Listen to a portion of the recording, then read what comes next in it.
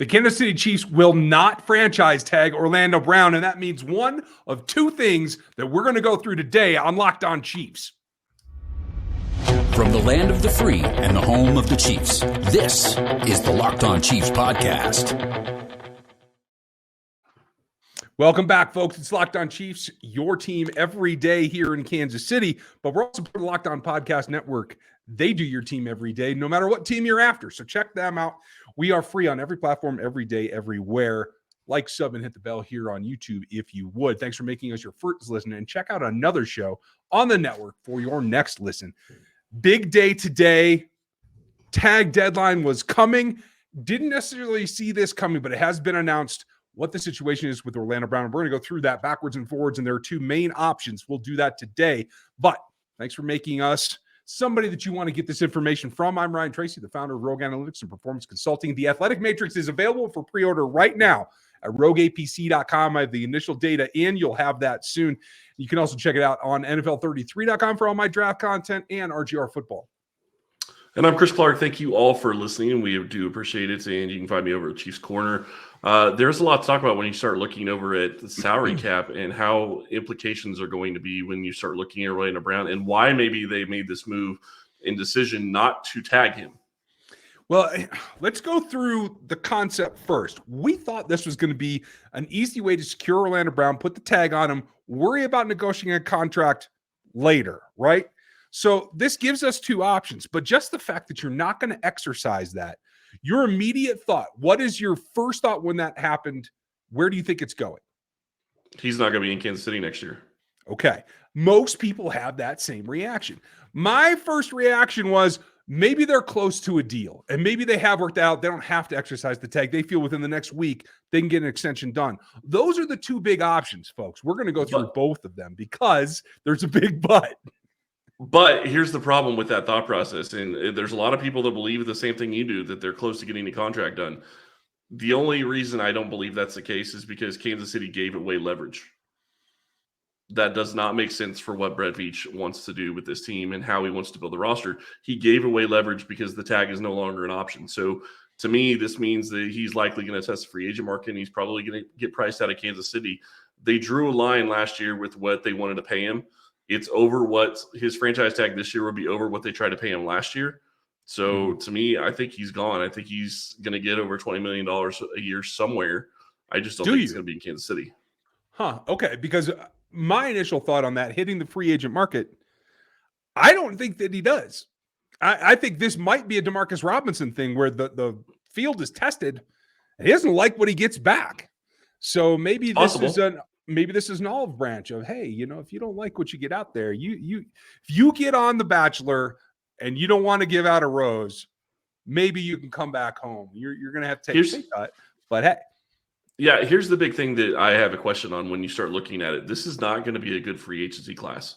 There just aren't a lot of good free agents coming up in this free agency class. So he is going to be one of the top 10 free agents that are going to be out there. So to me, I think that he's going to get paid. Maybe I'm wrong. Maybe he doesn't see the market that he's hoping for. But you have to remember, Trent Williams set the tackle market earlier.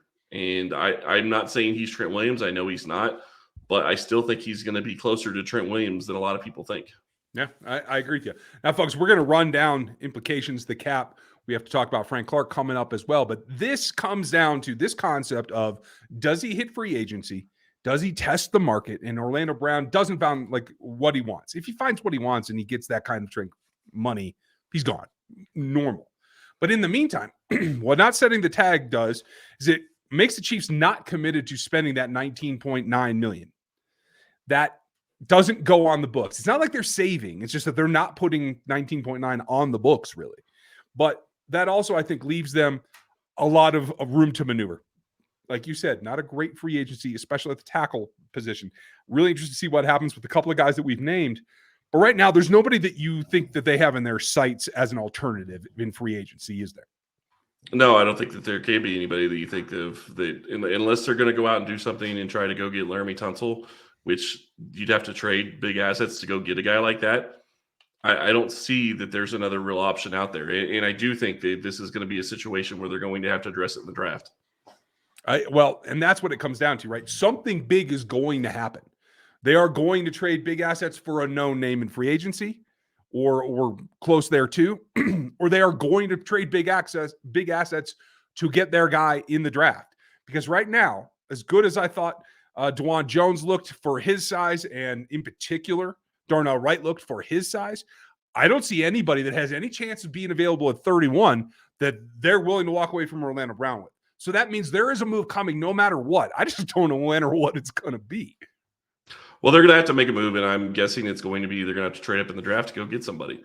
They're going to have to try to get into the teams to try to go get a tackle that they want. And the nice thing in Kansas City's regard when you start looking at this is even if you have to trade up into the teams, even if you have to give up all these different assets to go up and trade up and get the guy that you want, you have 12 picks. You weren't ever going to use 12 picks this year. Even if you're having to give up a second rounder to go move up next year, or a second rounder next year to go move up, it's okay because you have a team built. And if you get the left tackle position taken care of for the next 5 years, you're going to be in a better spot next year than you are right now. Yeah, you're absolutely right. And for better or worse, folks, if you can see this on YouTube, this is what rebuilding looks like in Kansas City. It is a yearly process. You're always retooling this particular roster. And now it's right now not going to have Orlando Brown, which means, is there more investment in Andrew Wiley? We'll tackle that in the coming days. Is there just the draft options? Does something pop up in free agency? A lot of aspects, but it's not the only place where changes are coming. So you can put your money down on whatever next change that you think it is. But I'll tell you, the next one is Frank Clark that we're going to talk to momentarily. And if I was going to get into betting on this, I would go to FanDuel because it's midway through the NBA season. Madness is just about here. I'm kind of excited about it. If you can't tell, rock chalk. And you can get in on all the action right now if you download the FanDuel app. It's America's #1 sports book, and that makes things a little bit easier because right now they're giving you a no-sweat first bet. So you bet a $5 bet, you get $1,000 in free bets on top of that if you lose the first one. So there is little risk. It's a huge giveaway, and those bonus bets go really, really well in that account of yours. Just download the FanDuel Sportsbook app. It's safe, secure, and easy to use. Makes your life easier. And you can get everything from three-pointers in the March Madness to money lines in the NBA to everything that might be happening in landing positions in the NFL.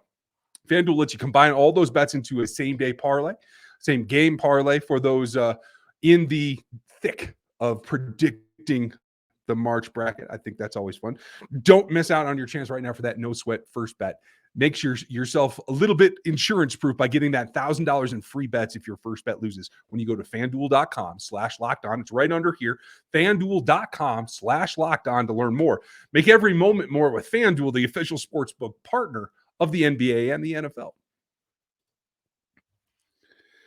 So as we get into news of the day, it is Orlando, but it's not alone. Things seem to come, I won't say in threes necessarily, but the Chiefs never hit you with just one punch. There's always a jab. There's always a combo. They can't just let it lie. So what was the bigger shock to you, the Orlando news or the fact that they are parting ways? They are releasing Frank Clark. They were unable to reach an agreement last week at the Combine. Orlando is more shocking to me personally. I am not shocked on the Frank Clark deal. He's going to count close to $7.5 million against the cap, regardless of whether he plays it down in Kansas City or not. So, having to rework the deal, you're hoping to get him for what, $4 or $5 million at max on top of that. So he'd still count 12 against the cap. So that's going to be a problem for his production. So the reality is to me, I was surprised that they're doing the deal with Orlando and not tagging him. So we'll see what that ends up meaning for him. Frank Clark getting cut and freeing up $21 million makes a lot of sense.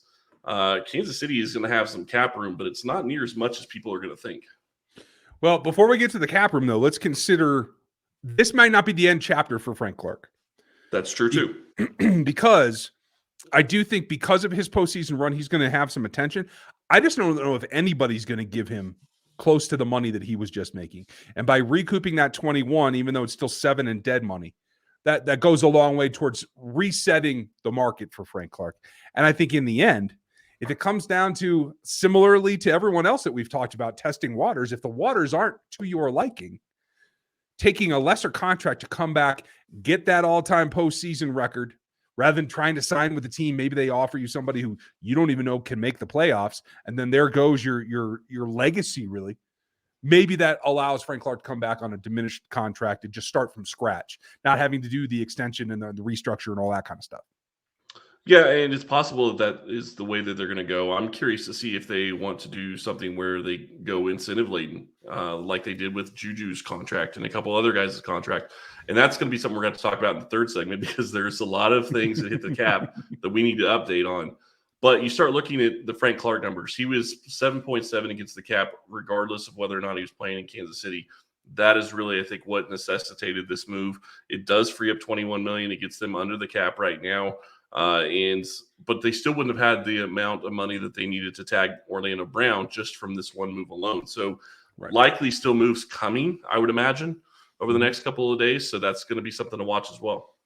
Well, and the thing that I'm really interested in is what it does for the rest of the options. One that we'll talk about in the next segment in particular about what that means.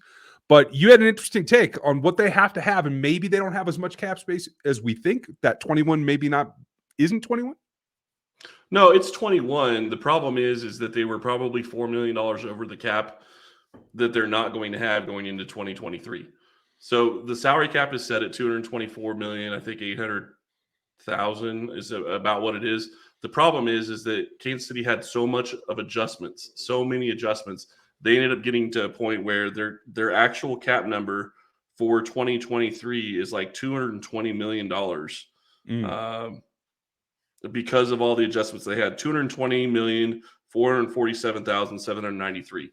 That is their actual cap number, where a lot of other teams have more than $224 million. The Chiefs actually have almost $4 million less than the cap. Gotcha. Okay. So what does that mean for what else we have to build into this equation, as we realize now the 2 of the 4 pillar positions of this game have to be replaced? Well, I would argue, and I think that this is going to be the argument going forward with a lot of people, I think there's 5 pillar positions now. I know that you start looking, normally wide receiver isn't in there, but I think based on the way the market's gone, it is in there now. I think it's one of those pillar positions. But you're right. They have to replace the left tackle. They have to replace the defensive end. This is a situation where Kansas City is going to have to maybe look at free agency, trying to go get a defensive end. Maybe they're going to go out and they're going to find maybe somebody that could come in and they'll pay $5, $6, $8 million, maybe a little bit more. We'll have to see. The real big question that I have, and that is still going on in my brain, is, are they going to create more space?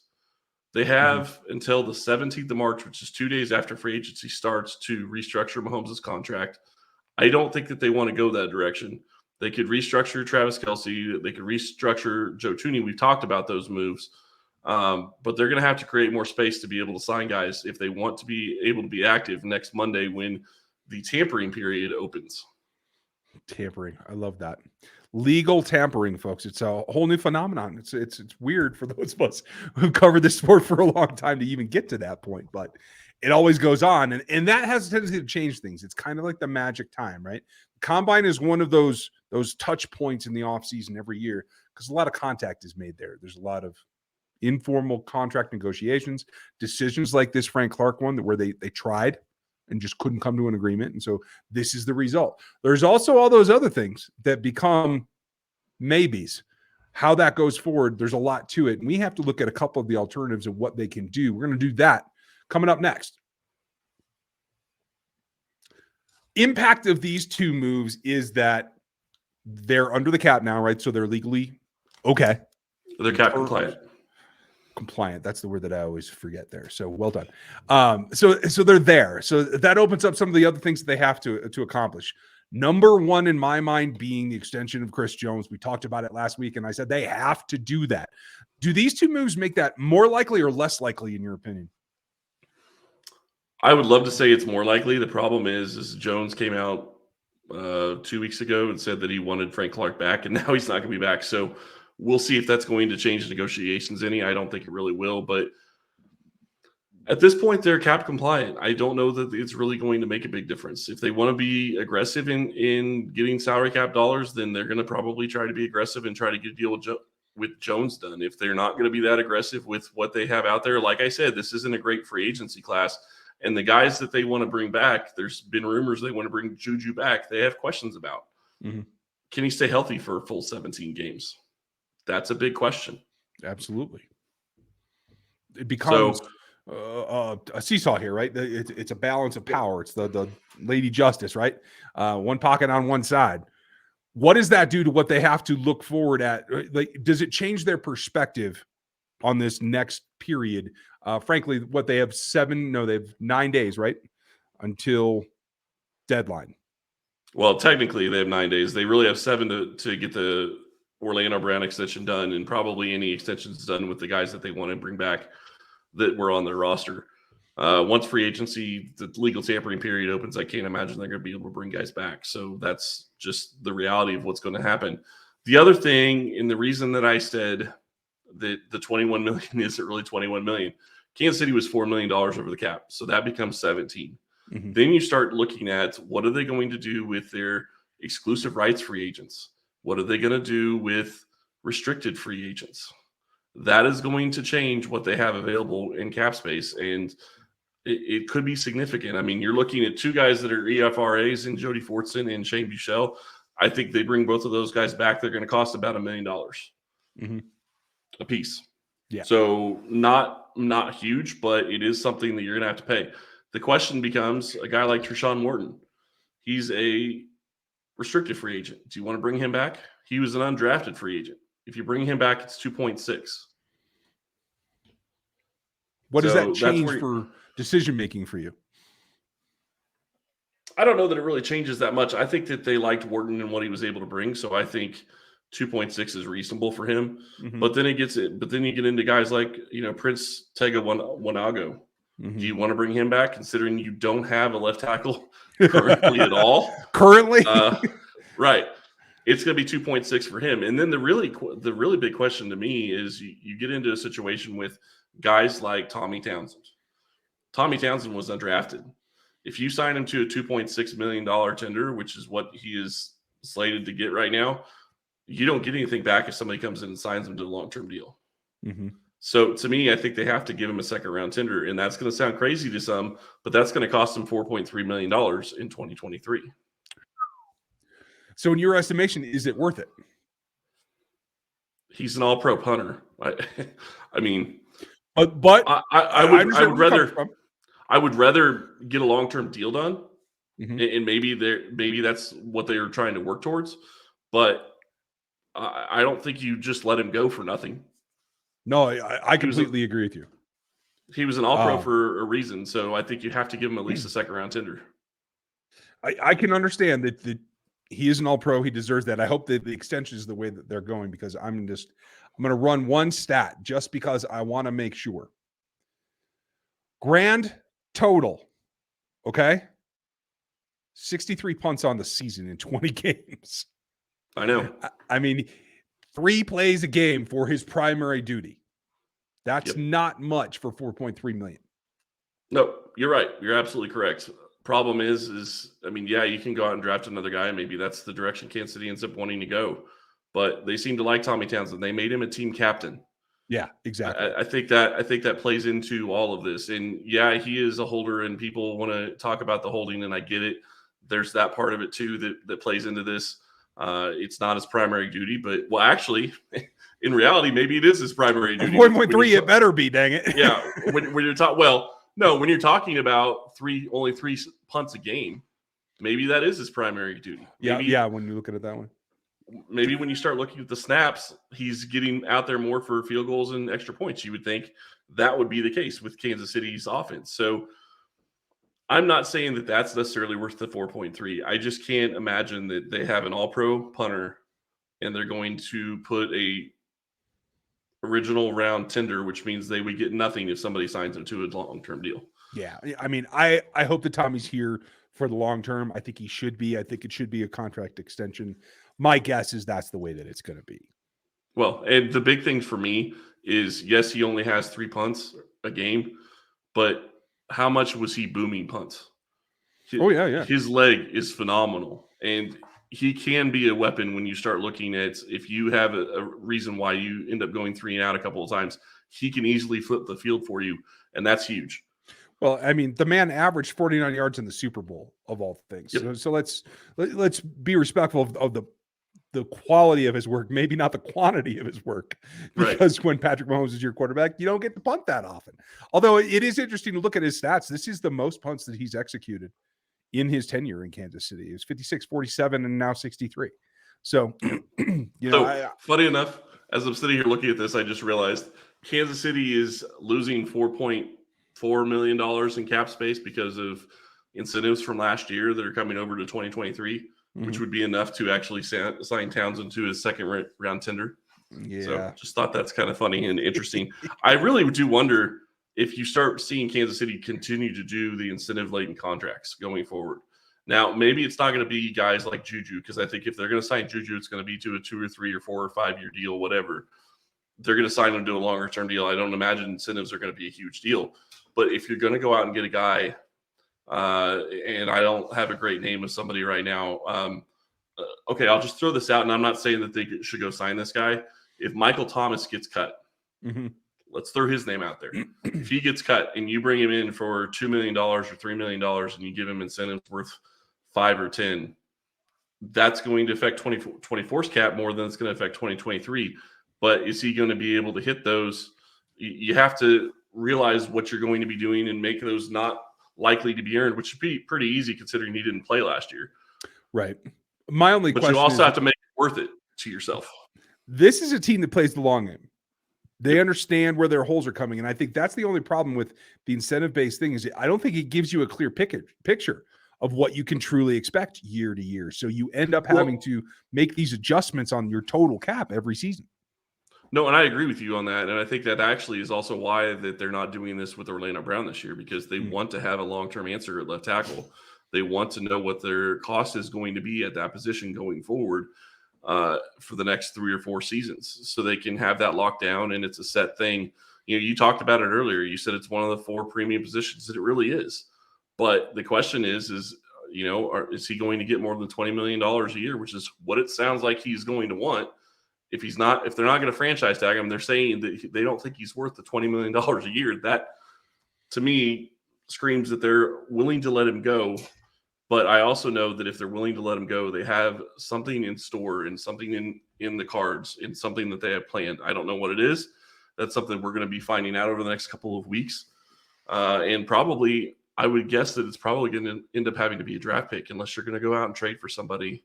And I don't see a really great market to go out and trade and get somebody.